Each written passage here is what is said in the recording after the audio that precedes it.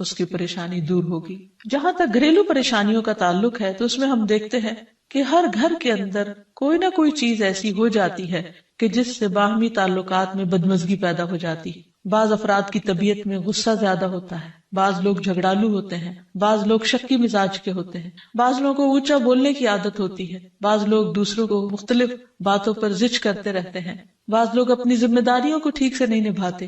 تو یہ تمام چیزیں صرف نہ یہ کہ ایسے انسان کو خود بلکہ اس کے آس پاس رہنے والوں کو اذیت میں مبتلا کر دیتی. اب اس میں انسان بعضوں کو سمجھانے سے بھی کام لیتا ہے، دوسروں سے بھی مدد لیتا ہے، لیکن پھر بھی مسئلہ حل نہیں ہوتا.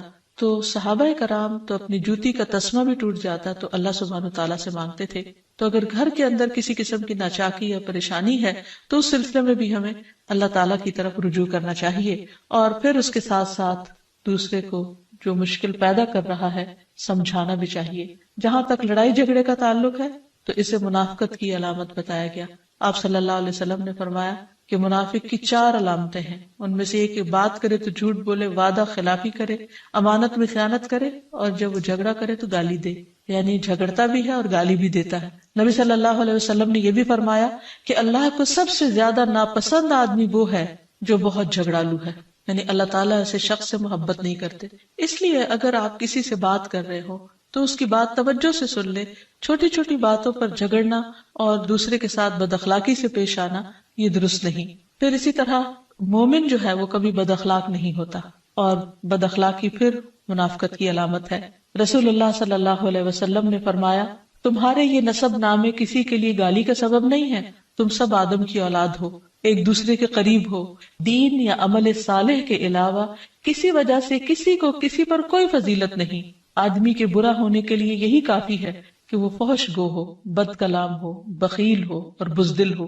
پھر اسی طرح آپس میں محبتوں کا نہ ہونا، بہن بھائیوں میں ناچاکی یا شوہر بیوی میں ناچاکی یا والدین کے ساتھ محبت کا نہ ہونا، یہ ایک طرح سے اللہ تعالیٰ کی طرف سے ایک آزمائش بھی ہو سکتی ہے اور ایک عذاب بھی ہو سکتا ہے.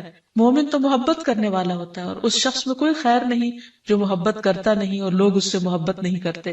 اور لوگوں میں سب سے زیادہ بہترین انسان وہ ہے جو لوگوں کے لیے فائدہ مند ہوتا ہے.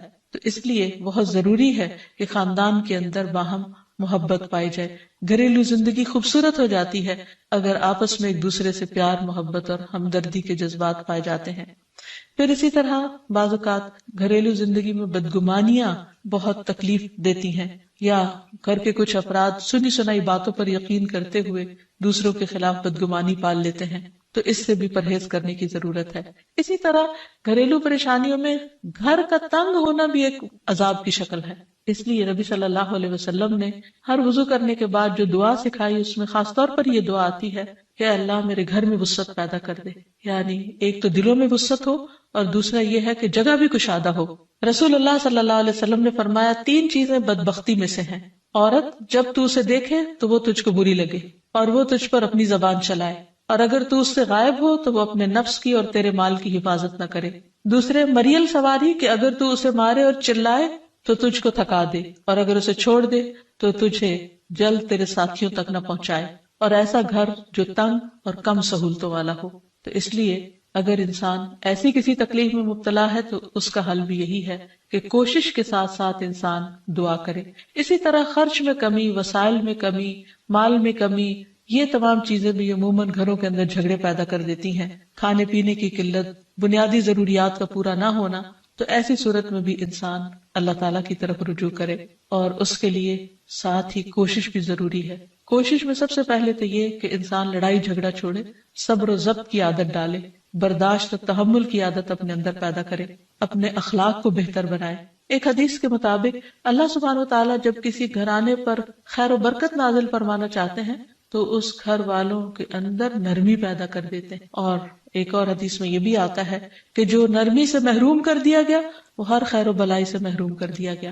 تو اس لیے گھر کے ہر فرد کو اپنے اپنے رویے پر غور کرتے ہوئے اپنے اخلاق کی اصلاح کرنے کی ضرورت ہے، اور دوسروں سے توقعات زیادہ رکھنے کی بجائے اپنا طرز عمل اچھا کرنے کی ضرورت ہے، اور گھر والوں کے ساتھ بہترین ہونا نبی صلی اللہ علیہ وسلم کی سنت ہے. آپ نے فرمایا تم میں سے بہتر وہ ہے جو اپنے گھر والوں کے لیے بہتر ہو، اور میں تم سب کی نسبت اپنے گھر والوں کے حق میں اچھا ہوں. یعنی آپ نے اپنی مثال دی کہ میں سب سے اچھا سلوک اپنے گھر والوں سے کرتا ہوں، تو تمہیں بھی اگر اچھا بننا ہے تو ایسا ہی کرنا ہوگا. پھر اسی طرح گھر والوں کو زیادہ سے زیادہ فائدہ پہنچانا. حسن بصری سے مروی ہے کہ اللہ تعالیٰ کے نزدیک پسندیدہ بندے وہ ہیں جو اپنے اہل و عیال کو سب سے زیادہ نفع دینے والے ہیں. پھر اسی طرح پیار و محبت سے رہنا. اگر لڑائی جھگڑا ہو بھی جائے یا کوئی غلط فہمی پیدا بھی ہو جائے تو اس وقت خاموشی اختیار کر لینا، مناسب وقت کا انتظار کر کے اس غلط فہمی کو دور کرنا ضروری ہے. پھر اسی طرح اللہ سبحانہ وتعالیٰ نے گھریلو زندگی کو خوشگوار بنانے کے لیے جو بہترین ہدایت ہمیں قرآن مجید میں دی ہے وہ ہے عفو درگزر سے کام لینا.